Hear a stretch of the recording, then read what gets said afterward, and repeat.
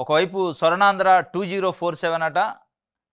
ఆంధ్రాని number 1గా నిలుపుతా, ప్రతి ఒక్కరికి ఆరోగ్యము, సంపద, సంతోషం ఇస్తా అని ఏపీకి దిశ దశ మార్చే విజన్ ఆవిష్కరించామని సీఎం చంద్రబాబు నాయుడు గారు చెప్తుండు. ఆ పక్కనే డిప్యూటీ సీఎం పవన్ కళ్యాణ్ ఉండు. ఇంకొక వైపు బ్యానర్ ఐటము జైల్లో పుష్పాట, బెయిల్ వచ్చినా అల్లు అర్జున్ విడుదల వాయిదా.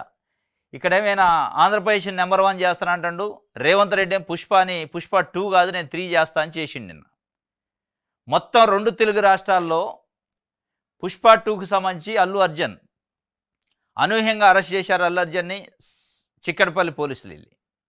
మరి అంత అవసరమే వచ్చింది? ఎప్పుడో డిసెంబర్ 5 రోజు ఎఫ్ఐఆర్ అయింది. వాస్తవంగా డిసెంబర్ 5 రోజు ఎఫ్ఐఆర్ అయితే డిసెంబర్ 11 హైకోర్టులో క్వాష్ పిటిషన్ వేసిండు 6 రోజుల తర్వాత.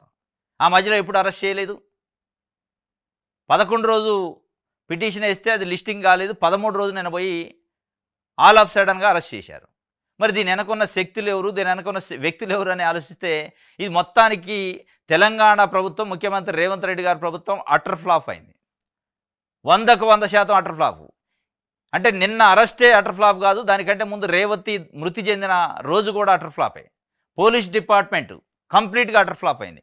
ఎందుకంటే సంధ్యా థియేటర్ యాజమాన్యం చిక్కడపల్లి ఏసీపీకి ఒక లెటర్ పెట్టుకుంది డిసెంబర్ 2 రోజు.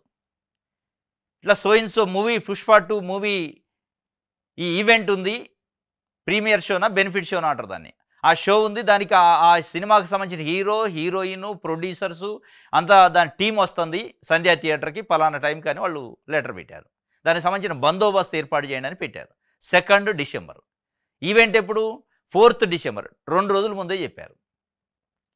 కనీసమైన భద్రత కల్పించకుండా, మీరు ఏర్పాట్లు చేయకుండా, ఈ ఘటన జరిగిన తెల్లారి డీసీపీ ఏం చెప్పారు? అసలు మాకు ఇన్ఫర్మేషన్ లేకుండా వచ్చారన్నారు. మరి ఏమి యంత్రాంగం నడుస్తుంది? ఏసీపీకి లెటరు డిసెంబర్ 2 రోజు ఇస్తే ఘటన జరిగిన తర్వాత అయినా కనీసం పోలీసు యంత్రాంగాన్ని పిలుచుకొని డీసీపీ మాట్లాడాలి కదా. డీసీపీ గారు ఏసీపీ గారిని సీఏలను వాళ్ళు పిలిచి ఏమైంది అంటే ఇగో లెటర్ వచ్చింది సార్ అని చెప్పేటోళ్ళు కదా. మరి ఏంటి అబద్ధం? ఒక పోలీస్ యంత్రాంగం, రక్షణ కల్పించాల్సిన యంత్రాంగం అబద్ధం ఆడితే ఆ లెటర్ బయటకు వచ్చింది. నిన్న హైకోర్టులో ప్రొడ్యూస్ చేశారు. అల్లు అర్జున్ గారి అడ్వకేటు ప్రొడ్యూస్ చేసిండు. ఇదంతా జరిగితే ఆల్ ఆఫ్ సడన్గా అసలు 5వ తారీఖు ఎఫ్ఐఆర్ అయితే 13వ తారీఖు అరెస్ట్ చేయాల్సిన అవసరమే వచ్చింది అనే విషయంలో తెలంగాణ ప్రభుత్వం ఫెయిల్యూర్.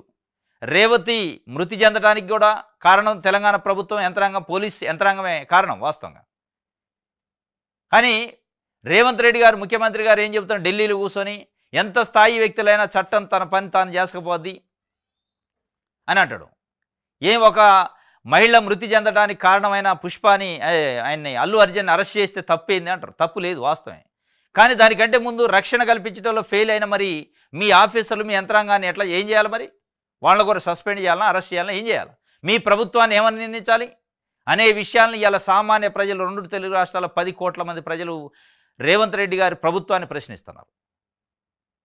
అని డైరెక్ట్గా మళ్ళీ ఇండియా టుడే కంక్లేవ్ జరిగింది, దాంట్లో మాట్లాడుతాడు. ఢిల్లీలో కూర్చొని జాతీయ స్థాయిలో అది ప్రచారం.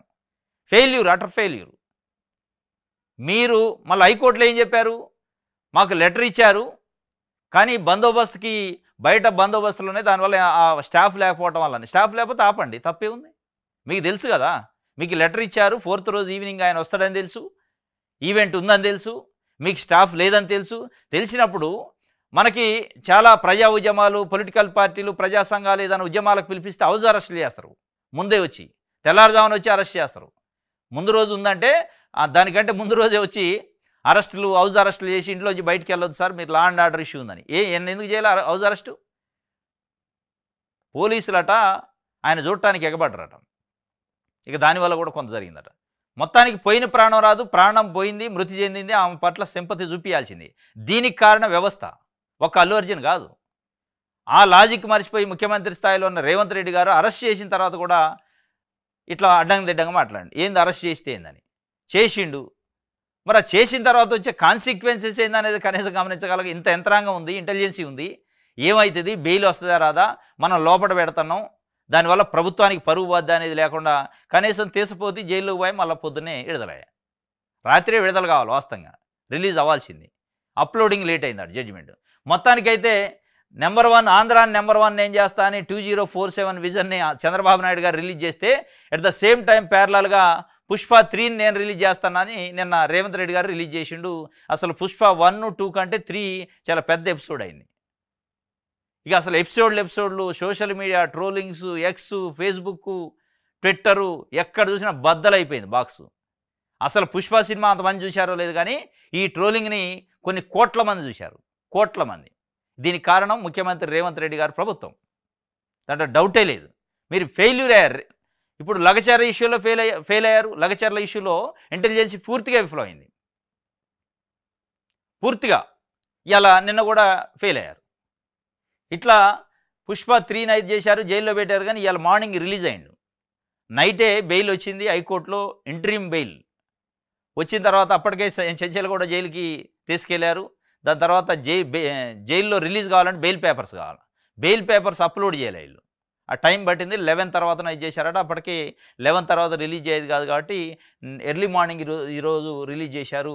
పుష్ప 2, పుష్ప 1, పుష్ప 2లో హీరో అయిండో కాలేదు కానీ చాలామంది దృష్టిలో ఇవాళ పుష్ప 3లో రేవంత్ రెడ్డి రిలీజ్ చేసిన పుష్ప 3లో పెద్ద హీరో అయిండు అల్లు అర్జున్. హీరోయిన్ చేశారు.